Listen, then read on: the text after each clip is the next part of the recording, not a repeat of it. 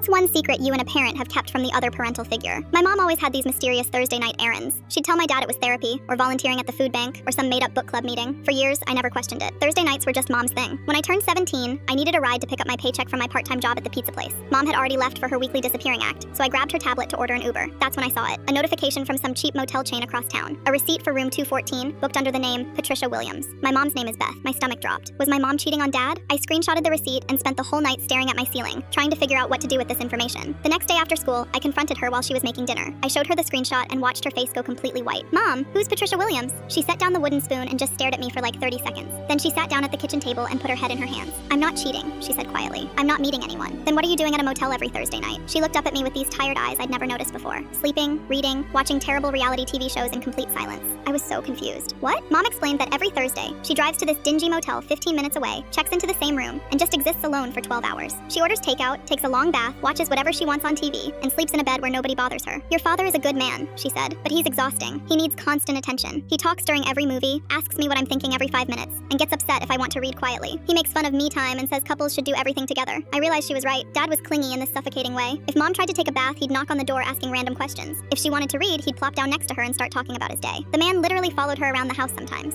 So, you invented therapy night? I told him I was seeing a counselor for anxiety, which isn't totally a lie because those Thursday nights are the only thing keeping me sane. I understood why she did it, but I was still shocked. Mom, this is insane. You're literally living a double life. Don't tell your father, she begged. Please, it's the only thing that keeps me from losing my mind. I agreed not to say anything, but I had one condition. I wanted to see what she actually did during these nights, just once. So the next Thursday, Mom picked me up after school, and we drove to the Lancaster Inn together. It was this rundown place with stained carpets and flickering lights, but Mom seemed totally comfortable there. Room 214 was small and basic. 2 beds, a tiny TV, and a bathroom with a tub that was way bigger than ours at home. Mom immediately kicked off her shoes and flopped onto one of the beds. This is it, she said. This is my paradise. We ordered Chinese food and watched 3 episodes of some reality show about people buying storage units. We didn't talk much. Mom just laid there looking more relaxed than I'd ever seen her. Around 10 p.m., she ran a bath and told me I could watch whatever I wanted. I flipped through channels while listening to her humming in the bathroom. She stayed in there for almost an hour. When she came out in her pajamas, we just sat in complete silence for like 30 minutes. No phones, no TV, no talking, just quiet. I finally understood why she needed this. At home, Dad was always making noise, asking questions, wanting attention. Even when we were supposed to be relaxing, he'd interrupt every few minutes with some random thought or complaint about work. But here, in this crappy motel room, Mom could just exist without anyone needing anything from her. We drove home around midnight. Dad was already asleep, snoring loudly. Mom kissed my forehead and whispered, "Thank you for understanding." From that night on, our secret got bigger. Sometimes when I was stressed about school or friend drama, Mom would quietly hand me the spare room key she kept hidden in her jewelry box. I started having my own Thursday nights every few weeks. I'd tell Dad I was sleeping over at my friend Jake's house, then drive to room 214 and just decompress.